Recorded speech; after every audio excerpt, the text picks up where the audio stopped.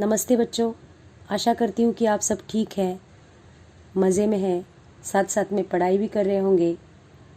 तो चलो आज हम पढ़ते हैं 10th स्टैंडर्ड मराठी की 9वीं कविता। शीर्षक है औक्षण। इसकी रचनाकार है मराठी की जानी मानी कवयित्री इंदिरा संत।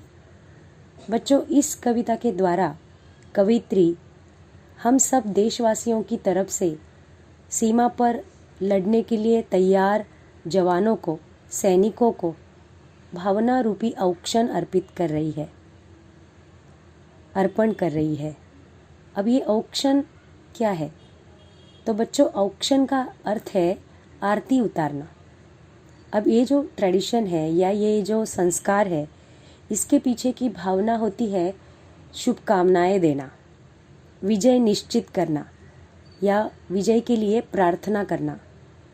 तो ये बात हमें पता है कि सालों से ये जो संस्कार है, परंपरा है, हमारे भारत में चली आई है कि पुराने ज़माने से जब राजा महाराजा किसी मुहिम पर जाते थे या फिर वहाँ से लौट कर आते थे विजय प्राप्त करके, तो जाते समय और आते समय उनकी आरती उतारी जाती थी। उसके पीछे की भावना भी यही होती थी, शुभकामनाएं देना, उनकी विजय निश्चित करना, भगवान के पास उसके लिए निवेदन करना और एक प्रकार की सकारात्मकता, पॉजिटिविटी उन्हें देना, नकारात्मक ऊर्जा निकाल लेना। क्योंकि बच्चों, औक्षण करते समय माथे पर टीका किया जाता है और दिए से आरती उतारी जाती है। तो ये जो दिया है वो प्रकाश का द्योतक है, प्रकाश का प्रतीक है कि जो भी रास्ता आप चुन रहे हो या जिस रास्ते पर निकल पड़े हो, उसमें आपको सिर्फ प्रकाश मिले, अंधेरा ना मिले, विजय का प्रकाश मिले। तो ये जो हमारे लिए सीमा पर तैनात सैनिक है, जो अपने घर बार परिवार की बिल्कुल परवाह न करते हुए अपनी जान जोखिम में डालकर, बाजी लगाकर, अपने जान की बाजी लगाकर हमारे लिए लड़ते हैं, हमारी सुरक्षा के लिए सारा कुछ त्याग करते हैं, उनके लिए कवित्री ये औक्षण दे रही है या औक्षण अर्पित कर रही है।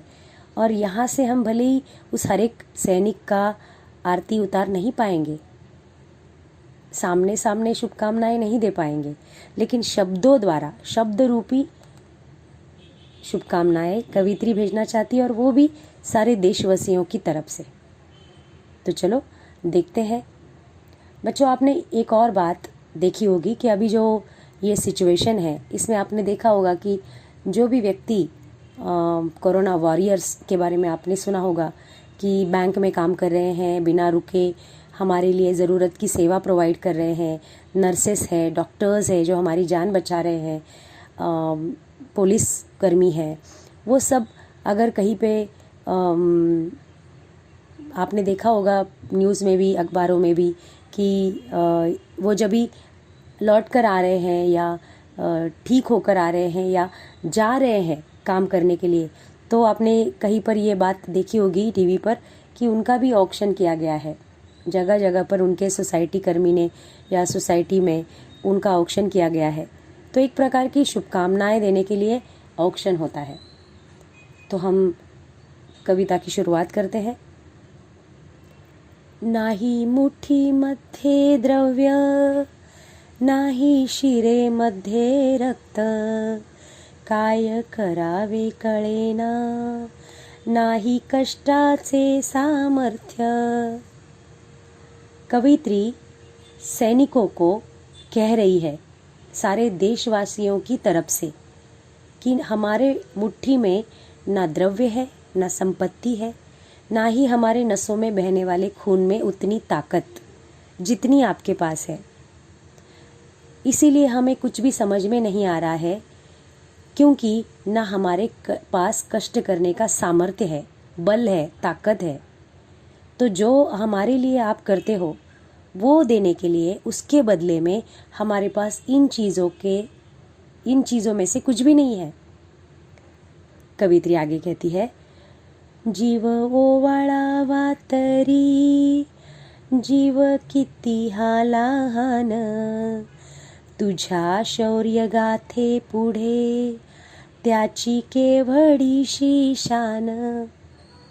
कवित्री सैनिकों को कहना चाहती है कि आप लोग हमारे लिए जो कुछ भी करते हो उसके बदले में देने के लिए ना हमारे पास द्रव्य है, संपत्ति है, ना हमारे खून में वो ताकत है, ना हमारे पास उतना कष्ट करने का सामर्थ्य है। हाँ, एक चीज़ हम ज़रूर कर सकते हैं कि हम ये जान जीव ओवाळू शकतो। उसका अर्थ ऐसा है बच्चों, हम अपनी जान न्योछावर ज़रूर कर सकते हैं, लेकिन वो भी बहुत कम है, क्योंकि ये जीव, ये जान हम न्योछावर करें भी तो भी वो कितना छोटा सा है, कितना इतना सा है, क्योंकि तुम्हारी जो शौर्य की गाथा है, तुम जो भी महान काम कर रहे हो, शौर्य का, वीरता का काम कर रहे हो, उसके सामने इसकी शान, इसकी कीमत कुछ भी नहीं है। आगे कहती है, वर घोंगावे बंबारा, पुढे कल्लोळ धुराचे, धडाडत्या तोफांतून तुझे पाऊल जिद्दीचे।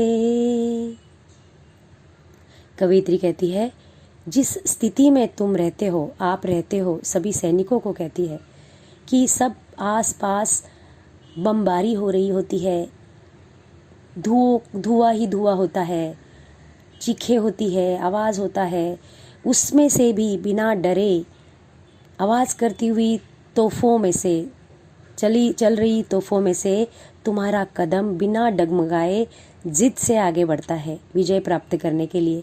वो भी किसके लिए? हम सब देशवासियों के लिए। तुझी विजयाची दौड डोळे भरून पाहावी, डोळ्यांतील आसवांची ज्योत ज्योत पाजळावी। कवित्री कहती है, जिस विजय के पथ पे तुम चल पड़े हो, उसे आंखें भरकर देखने का मन करता है।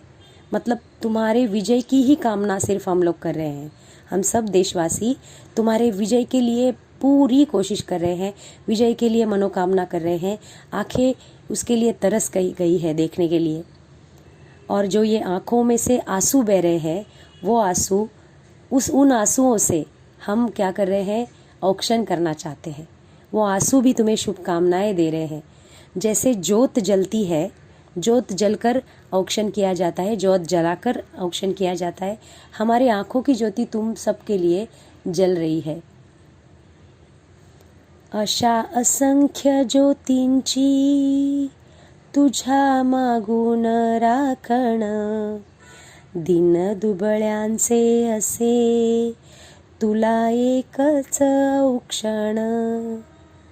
कवित्री कहती है आखिरी पैराग्राफ में कि ऐसे ही दो आँखों की ज्योति, असंख्य ज्योति, क्योंकि असंख्य देशवासी तुम्हारे लिए मनोकामना कर रहे हैं, ये भावना रूपी औक्षण अर्पित कर रहे हैं, तो हमारे सबका हाथ, हमारे सबका एहसास, हमारे सबका अस्तित्व तुम्हारे पीछे है। और इन असंख्य ज्योतियों से हम तुम्हारा औक्षण करना चाहते हैं, तुम्हारी रखवाली के लिए भगवान के पास प्रार्थना करेंगे। और बस इतना ही कर सकते हैं, क्योंकि तुम्हारे श्रीमंती के सामने, तुम्हारे पास जो कुछ है उसके सामने हमारे पास कुछ भी नहीं है। हम तो कैसे दिन दुबड़े, मतलब हम दिन है, गरीब है, दुर्बल है। हम गरीबों दुर्बलों के पास इसके अलावा कुछ भी नहीं है देने के लिए। तो हम तुम्हें बस इतना ही एक भावना रूपी औक्षण ही अर्पित कर सकते हैं। ये हमारी गुड लक, गुड विशेस हमेशा तुम्हारे साथ रहेंगी और तुम्हारी विजय निश्चित हो जाएगी। तुम्हारे विजय के लिए हम हमेशा यही मनोकामना करते रहेंगे। तो इस तरह से कवित्री ने बहुत ही सुंदर भावनामयी शब्दों में सीमा पर लड़ने वाले उन सैनिकों को या उनके प्रति अपनी आदरांजलि व्यक्त की है। तो बच्चों, आपको समझ आया होगा। कुछ भी डाउट्स है, कोई शंका है, ज़रूर पूछिएगा। और साथ में जो कृति दी जाएगी वो भी पढ़ो, ठीक है? चलो मिलते हैं अगले वीडियो में। धन्यवाद।